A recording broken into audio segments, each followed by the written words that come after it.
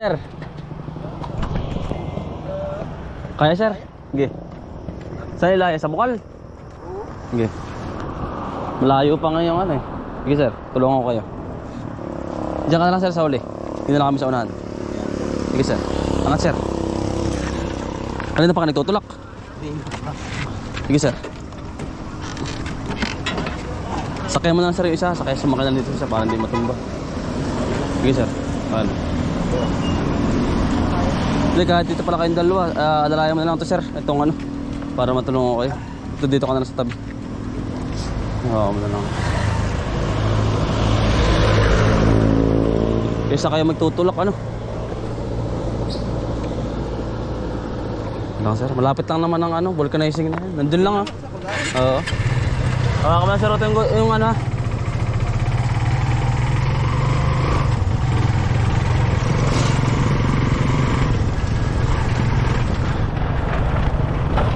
Nung minsan na kami tinulungan din ganyan. Galing bukal. Oo. Gawa ng ano eh, ang raprod ang inyong ano yan ah. Raprod ang daan dyan eh.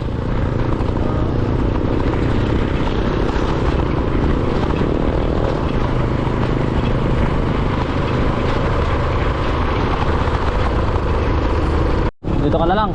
Oo. Sige sir, ka lang ha.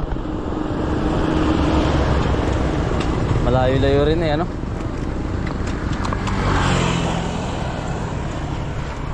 Huli pala eh ano. Yung huli yung plan. Sige sir.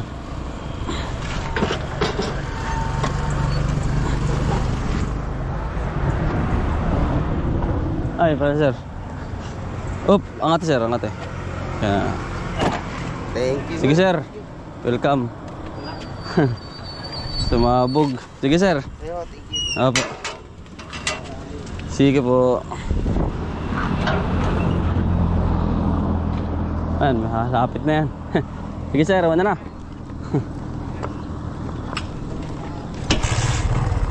Tinulungan natin mga kotol at galing pambukal eh, tutulak kanina pa. Pag ako nakakakita ng ganyan yung aking sinasakay at nakakaawa naman tulak ng tulak. May tepe papunta sa bukid.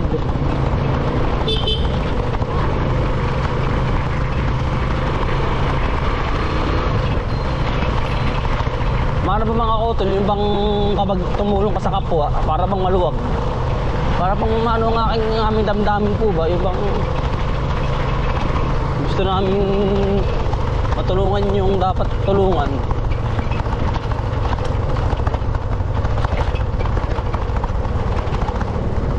Diretso na po tayo sa bukid mga kotol.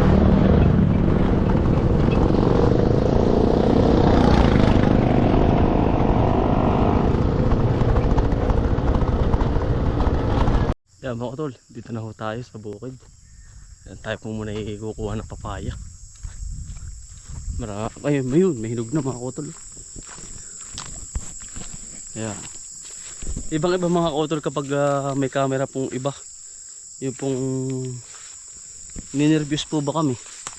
Pero okay lang na ayos naman namin yung aming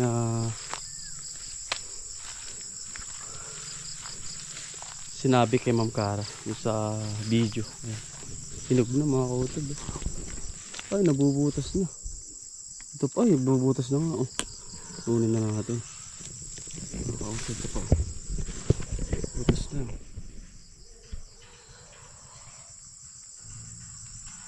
Sayang. Pag hindi natin makakain. Ito pa yung matamis. Yung sirala. Duwaho ng ibon. Wak. Kaya mga kotol, tayo pa yung din sa field ng ating halamanan. Yan, bali mga kotol, tayo po yung mag-i-spray na ring pag-iitan ng ating talong. Ay ang binili ko mga kotol ni Maximus. Gawa ho mga kotol, pag tayo mag-grass cutter sobrang kapal ay hindi kakayanin ng taisi. Masisira lang po yung ating grass cutter ano.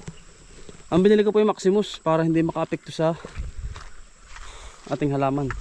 Tama naman mga kutol, kaya spray lang natin na rin ng Maximus. Kapal na uli oh. Bilis. Ang bilis ang damo talaga mga kutol kapag ulan init. May spray ko na po uli iyan.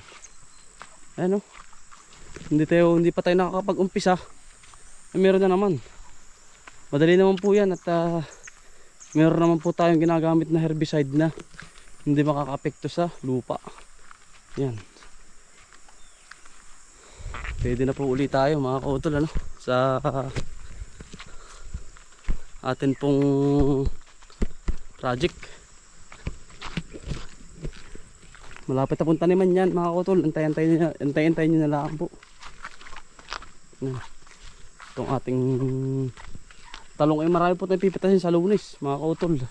Abangan nyo po yun. Yan, ang dami po.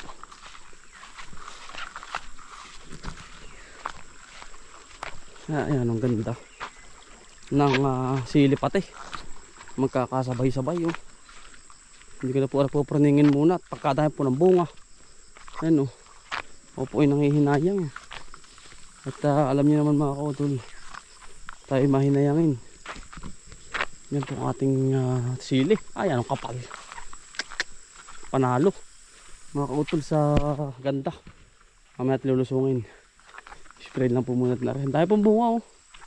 Yan oh. Yan lalaki oh. Ganda yung silihan. Ayan ang ganda yung bunga. Kaya atin pong i-spray yung baybay tabi. Hindi naman po nakaka-apekto yung Maximus niya kasi naranasan ko na mga kuto. Ganda niyan. Para po hindi maapektuhan yung ating halaman. Ay nagtanong-tanong na rin po ako kay Tatay Johnny at kay Sir Jimmy Speak na yun ang ginagamit nila na herbicide. Try din natin mga kautol. Hindi ko po pinopromote area mga kautol, pinapakita ko lang sa inyo para kung gusto nyo pong nais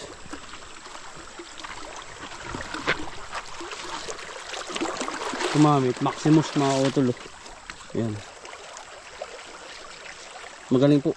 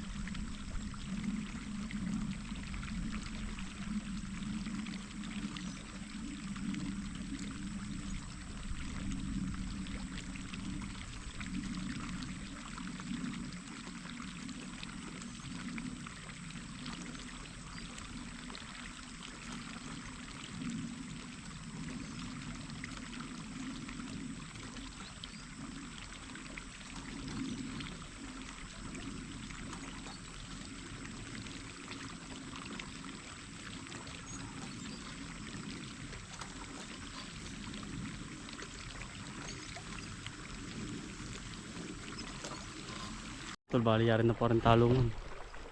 Yan. Doon lang po tayo sa may silihan. Yan po yung mga 3 to 4 days. Makikita nyo na po yung ating talungan na hawa na. Para pong ganito na siya. tutunaw na lang. May kipot mainit pa. Tapos sa bandang huli mula na ay mahirap po. Wala na tayong i-spray na maganda. Hahawanin na natin lahat para po dire-diretso na. Dito na tayo mga kautol.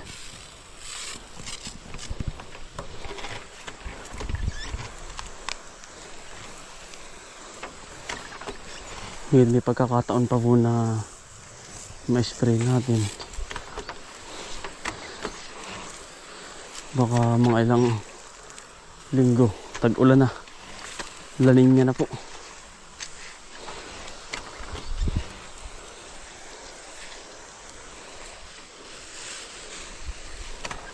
Ganda ng sili oh.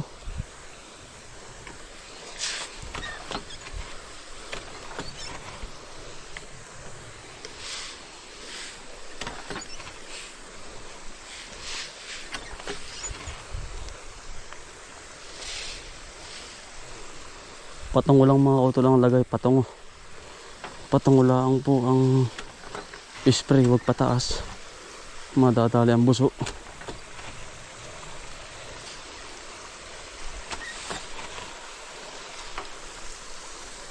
Baging pat pababa. Para po hindi maka-apekto naman. Bye-bye tabi lang naman po. Kaya nga po tayo may plastic mga ka-auto. Naambo naman. So, okay lang yun. Hindi naman po kalakasan.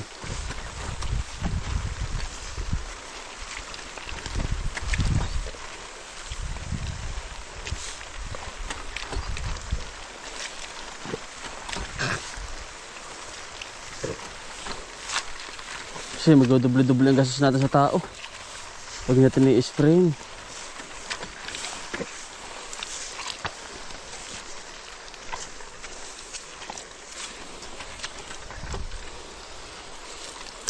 Tatlong araw-araw kasi spray 500 laang.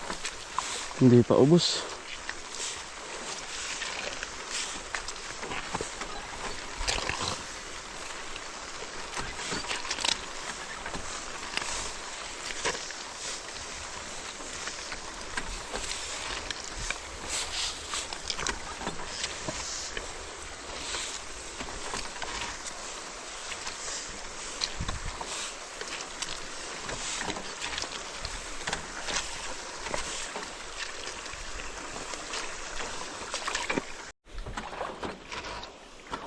Pero ang ganda ng sili mga utol. Tatayo na natin yun. Mga isang araw po. Spray lang natin to. Kapal mga kautol. Salamat nga pala kay Tatay Johnny sa nagturo sa atin kung paano tayo i-spray niya. Siya rin po ang nag-suggest ng ganito sa kanyang silihan sa kaupuhan.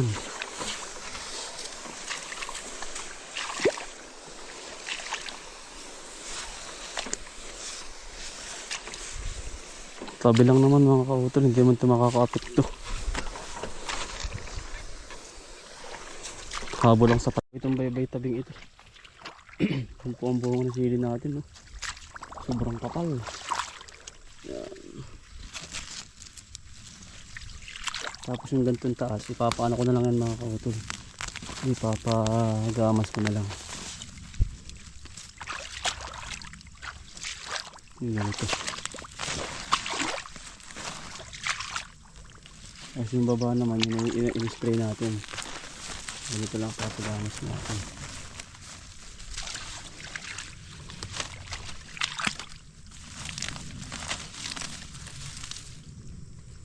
Para masaid. Yan ang bunga.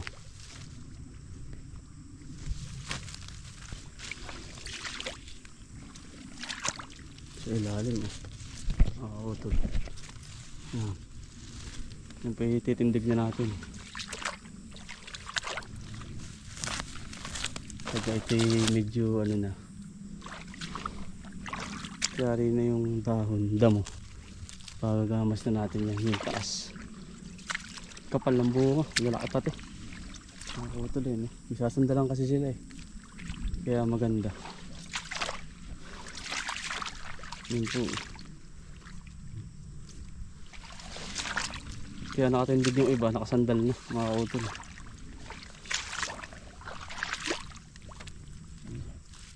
Nakakatuwa. At pinaghihirapan natin yung maganda resulta. Nahuli mga kautol. Oh. Ibon, sayang. Oh. Hindi ko napansin. Awa-awa. Pasensya na. Hindi ko sinasadya. Siguro pinapadaan din eh. Ay hindi kita ang puti. Kawa-awang ibon. Hindi mo nakita kung dinadaanan mo eh. Nadali po sa net. Hanggang sa muli. Kaibigan. Dito ka na sa lupa. Ilibing na kita.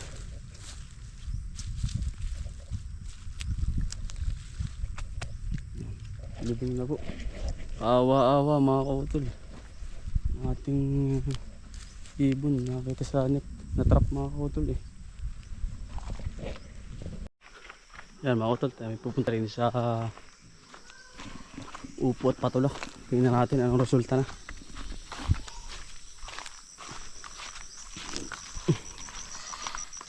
Mukhang malago na mga kautol at naglilipat na rin tayo ng patula. Ulan init kasi mga kautol, kaya mabilis dito gumanda ang halaman. Ayun na pala yung ating upo. Bilis nito. Lalaki na agad.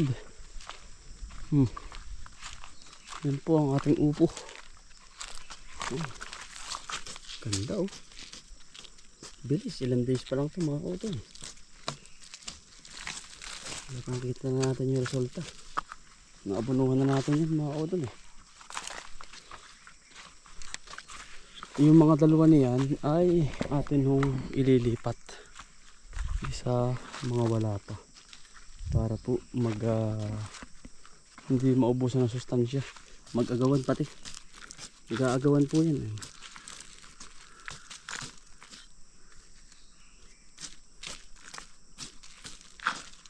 Pero maganda na, madali na po iyan. Halos buhay lahat mga kautol. Ang ganda ng pagkakagahok natin eh. Gawa ho nang yan ay ulan init nga ho. Ay yung pinakang ugat ay nalagyan natin ng lupa. Patula mga kautol. Nasanga na agad oh. Yan, apagkalaki. Malalagyan na natin ito. Yung bawat isa. Wala pa. Titingnan ko mga kautol. Yan ang bilis pala nito. Ito pala siya may nagapang na rito. Ito buhay, 3. Yung mga wala, yun ay ating huhuli pa na. Mga kautol, yung iba wala eh. Talagang hindi tumuloy. Ari, buhay. Yan. Tinamihan ko na nga mga kautol. Yan, nasupang na oh. Yan. Mabilis. Malalagyan na ito. Ito 2. Ito 2 rin. Nalagyan na natin dito sa bawat butas. Ito isa, quality na. 2 ito. Isa, 2. Para mga wala, isa, 2.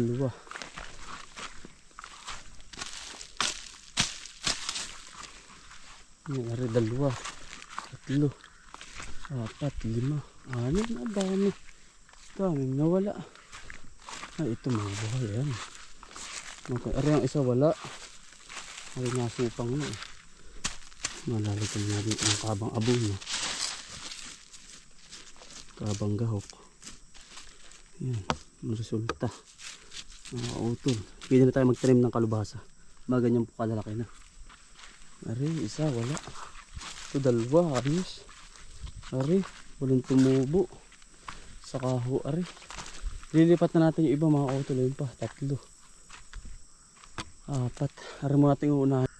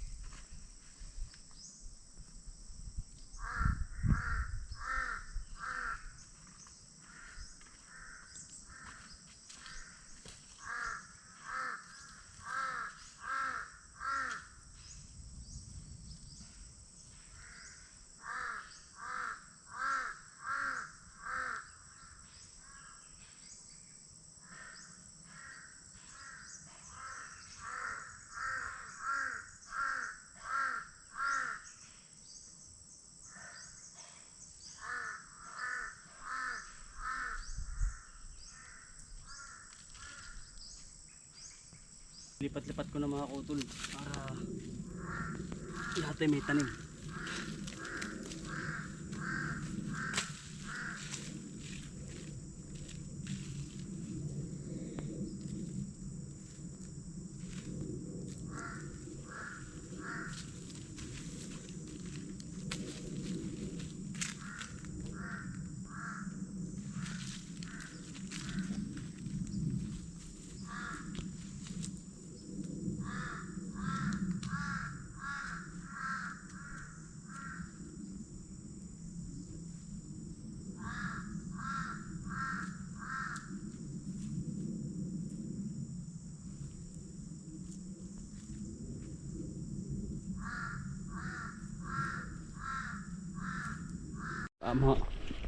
Mga kautol, bali lahat ay may lagay na ng poste.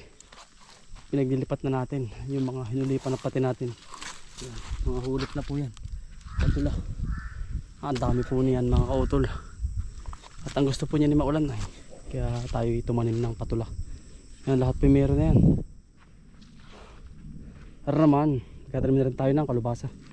1, 2. Diretso na po yung kalubasa naman. Ang kasunod, patataas-taasin lang natin. Yan, kompleto na po. Upo, yari na rin. Paano mga kautol? Yan, maraming salamat po. Ingat po palagi. God bless.